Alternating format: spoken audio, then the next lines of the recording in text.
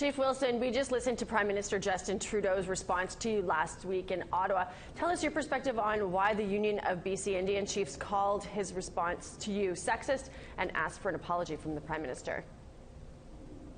Well, after the response from Prime Minister Trudeau at the Assembly of First Nations, I received a lot of calls, texts from many women across Canada and also many other chiefs and leaders, and actually some comments from some senators and staff in regard to how Trudeau treated the question, which was a simple question on consent and the United Nations Declaration, on how they could be doing that work with reconciliation but putting a pipeline through our territory without our consent.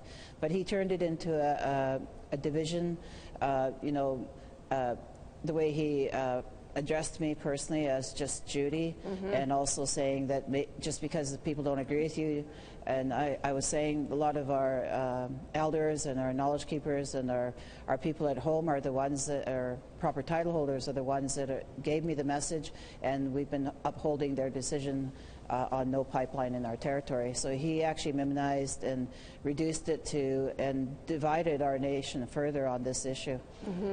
And so now that the AFN passed a resolution voting down the Indigenous rights framework, where does the implementation of Indigenous rights in Canada go from here?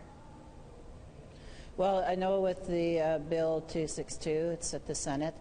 So implementation is going to be really key on the United Nations Declaration on the rights of Indigenous people, and in the province here also the number one and under the commitment document is the implementation of the UN Declaration.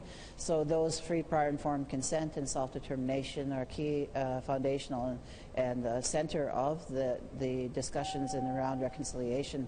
So I can't see what the Prime Minister is doing with outright purchase of the pipeline and also without the proper processes in and around consent. And I think the National Energy Board court ruling was also finding there are a lot of flaws in that entire process. Yeah. Well, thank you, Chief Judy Wilson, for joining us and sharing that wonderful rest of your afternoon there.